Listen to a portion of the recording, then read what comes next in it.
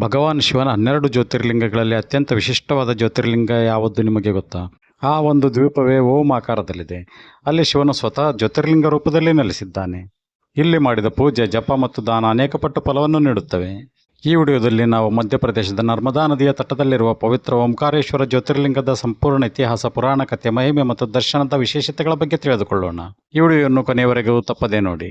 ಓಂಕಾರೇಶ್ವರ ಜ್ಯೋತಿರ್ಲಿಂಗವು ಭಾರತದ ಮಧ್ಯಪ್ರದೇಶ ರಾಜ್ಯದ ಖಂಡ್ವಾ ಜಿಲ್ಲೆಯಲ್ಲಿದೆ. ಈ ದೇವಾಲಯವು ಪವಿತ್ರ ನರ್ಮದಾ ನದಿಯ ಮಧ್ಯದಲ್ಲಿರುವ ಮಂಡಹಾತ ದ್ವೀಪದಲ್ಲಿದೆ. ಈ ದ್ವೀಪದ ಆಶ್ಚರ್ಯವೆಂದರೆ ಮೇಲಿನಿಂದ ನೋಡಿದಾಗ ಓಂ ಎಂಬ ಪವಿತ್ರ ಚಿಹ್ನೆಯ ಆಕಾರದಲ್ಲಿ ಕಾಣಿಸುತ್ತದೆ. ಆದ್ದರಿಂದ ಈ ಕ್ಷೇತ್ರಕ್ಕೆ ಓಂಕಾರೇಶ್ವರ ಎಂಬ ಹೆಸರು ಬಂದಿದೆ.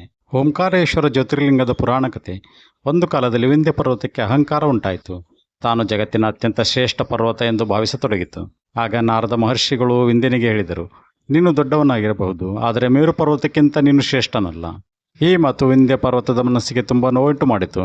ತಾನು ಶಿವನ ಕೃಪೆಯನ್ನು ಪಡೆಯಬೇಕೆಂದು ನಿರ್ಧರಿಸಿದ ವಿಂಧ್ಯ ಪರ್ವತವು ನರ್ಮದಾ ತೀರದಲ್ಲಿ ಶಿವನ ತಪಸ್ಸನ್ನು ಆರಂಭಿಸಿತು. ಸಾವಿರಾರು ವರ್ಷಗಳ ಕಾಲ ಓಂ ನಮಃ ಶಿವಾಯ ಮಂತ್ರವನ್ನು ಜಪಿಸುತ್ತಾ ಕಠಿಣ ತಪಸ್ಸು ಮಾಡಿತು. ವಿಂಧ್ಯ ಪರ್ವತದ ಭಕ್ತಿಗೆ ಮೆಚ್ಚಿದ ಶಿವನು ಪ್ರತ್ಯಕ್ಷನಾದನು. ವಿಂಧ್ಯ, ನಿನಗೆ ಯಾವ ವರ ಬೇಕು ಎಂದು ಕೇಳಿದನು. ವಿಂಧ್ಯನು ತನ್ನ ಶಕ್ತಿಯನ್ನು ಹೆಚ್ಚಿಸುವ ವರವನ್ನು ಬೇಡಿಕೊಂಡನು. ಶಿವನು ವಿಂಧ್ಯನಿಗೆ ವರವನ್ನು ನೀಡಿದನು. ಅದೇ ಸಮಯದಲ್ಲಿ ದೇವತೆಗಳು ಶಿವನನ್ನು ಕುರಿತು ಪ್ರಾರ್ಥಿಸಿದರು. ಪ್ರಭು, ನೀವು ಈ ಪವಿತ್ರ ಸ್ಥಳದಲ್ಲಿ ಶಾಶ್ವತವಾಗಿ ನೆಲೆಸಬೇಕು ಎಂದು ಬೇಡಿಕೊಂಡರು. ದೇವತೆಗಳ ಮನವಿಗೆ ಒಪ್ಪಿದ್ದ ಶಿವನು ಜ್ಯೋತಿರ್ಲಿಂಗ ರೂಪದಲ್ಲಿ ಅಲ್ಲಿ ನೆಲೆಸಿದನು. ಅದೇ ಓಂಕಾರೇಶ್ವರ ಜ್ಯೋತಿರ್ಲಿಂಗ. ಓಂಕಾರೇಶ್ವರ ಮತ್ತು ಅಮರೇಶ್ವರ. ಈ ಕ್ಷೇತ್ರದ ಮತ್ತೊಂದು ವಿಶೇಷತೆ ಎಂದರೆ ಇಲ್ಲಿ 2 ಶಿವಲಿಂಗಗಳಿವೆ. ಒಂದು ಓಂಕಾರೇಶ್ವರ ಜ್ಯೋತಿರ್ಲಿಂಗ, ಮತ್ತೊಂದು ಅಮರೇಶ್ವರ ಜ್ಯೋತಿರ್ಲಿಂಗ. ಶಿವನು 2 ಭಾಗಗಳಾಗಿ ವಿಭಜನೆಗೊಂಡು ಈ 2 ರೂಪಗಳಲ್ಲಿ ನೆಲೆಸಿದ್ದಾನೆ. ಆದ್ದರಿಂದ ಭಕ್ತರು 2 ದೇವಾಲಯಗಳ ದರ್ಶನ ಮಾಡಿದರೆ ಸಂಪೂರ್ಣ ಫಲ ಸಿಗುತ್ತದೆ. ನರ್ಮದಾ ನದಿಯ ಮಹಿಮೆ. ನರ್ಮದಾ ನದಿಯನ್ನು ಭಾರತದ ಅತ್ಯಂತ ಪವಿತ್ರ ನದಿಗಳಲ್ಲಿ ಒಂದೆಂದು ಪರಿಗಣಿಸಲಾಗಿದೆ. ಗಂಗೆಯಲ್ಲಿ ಸ್ನಾನ ಮಾಡಿದರೆ ಪುಣ್ಯ ಸಿಗುತ್ತದೆ, ಆದರೆ ನರ್ಮದಾ ನದಿಯನ್ನು ಕೇವಲ ದರ್ಶನ ಮಾಡಿದರೂ ಪುಣ್ಯ ಸಿಗುತ್ತದೆ ಎಂದು ಪುರಾಣಗಳು ಹೇಳುತ್ತವೆ. ಓಂಕಾರೇಶ್ವರದಲ್ಲಿ ನರ್ಮದಾ ತಾಯಿಯ ಕೃಪೆ ಮತ್ತು ಶಿವನ ಆಶೀರ್ವಾದ ಎರಡೂ ದೊರೆಯುತ್ತವೆ. ದೇವಾಲಯದ ವಿಶೇಷತೆಗಳು. 12 ಜ್ಯೋತಿರ್ಲಿಂಗಗಳಲ್ಲಿ ಓಂಕಾರೇಶ್ವರವು ಒಂದು. ಓಂ ಆಕಾರದ ದ್ವೀಪದಲ್ಲಿ ನೆಲೆಸಿದೆ. ನರ್ಮದಾ ನದಿಯ ಮಧ್ಯದಲ್ಲಿದೆ. ಓಂಕಾರೇಶ್ವರ ಮತ್ತು ಅಮರೇಶ್ವರ ಎಂಬ 2 ಪ್ರಮುಖ ಶಿವಲಿಂಗಗಳಿವೆ. ವರ್ಷ ಪೂರ್ತಿ ಲಕ್ಷಾಂತರ ಭಕ್ತರು ಭೇಟಿ ನೀಡುತ್ತಾರೆ. ಮಹಾಶಿವರಾತ್ರಿಯ ಸಮಯದಲ್ಲಿ ಭವ್ಯ ಉತ್ಸವ ನಡೆಯುತ್ತದೆ. ಓಂಕಾರೇಶ್ವರ ಪರಿಕ್ರಮೆ. ಭಕ್ತರು ಇಲ್ಲಿ ಸುಮಾರು 7 ರಿಂದ 8 ಕಿಲೋಮೀಟರ್ ಉದ್ದದ ಪರಿಕ್ರಮೆಯನ್ನು ಮಾಡುತ್ತಾರೆ. ಈ ಪರಿಕ್ರಮೆಯ ಸಮಯದಲ್ಲಿ ಅನೇಕ ಪ್ರಾಚೀನ ದೇವಾಲಯಗಳು, ಆಶ್ರಮಗಳು ಮತ್ತು ಪವಿತ್ರ ಸ್ಥಳಗಳ ದರ್ಶನ ಸಿಗುತ್ತದೆ.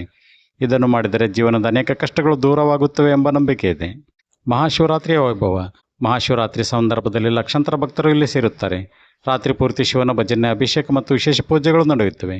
ಆ ಒಂದು ದಿನ ಓಂಕಾರೇಶ್ವರನ ದರ್ಶನ ಮಾಡಿದರೆ ಅನೇಕ ಜನ್ಮಗಳ ಪಾಪಗಳು ನಿವಾರಣೆಯಾಗುತ್ತವೆ ಎಂಬ ನಂಬಿಕೆ ಇದೆ.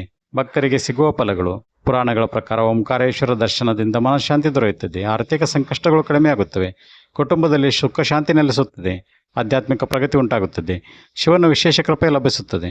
ಓಂ ಎಂಬ ದಿವ್ಯನಾದದಿಂದ ಸಂಬಂಧ ಹೊಂದಿರುವ ಓಂಕಾರೇಶ್ವರ ಜ್ಯೋತಿರ್ಲಿಂಗವು ಕೇವಲ ಒಂದು ದೇವಾಲಯವಲ್ಲ, ಇದು ಶಿವನ ಅನಂತ ಶಕ್ತಿ, ನರ್ಮದಾ ತಾಯಿಯ ಪವಿತ್ರತೆ ಮತ್ತು ಸಾವಿರಾರು ವರ್ಷಗಳ ಭಕ್ತಿಯ ಸಂಕೇತವಾಗಿದೆ. ಜೀವನದಲ್ಲಿ ಒಮ್ಮೆಯಾದರೂ ಈ ಪವಿತ್ರ ಕ್ಷೇತ್ರದ ದರ್ಶನ ಮಾಡಿದರೆ ಅದು ಒಂದು ಅದ್ಭುತ ಆಧ್ಯಾತ್ಮಿಕ ಅನುಭವವಾಗುತ್ತದೆ.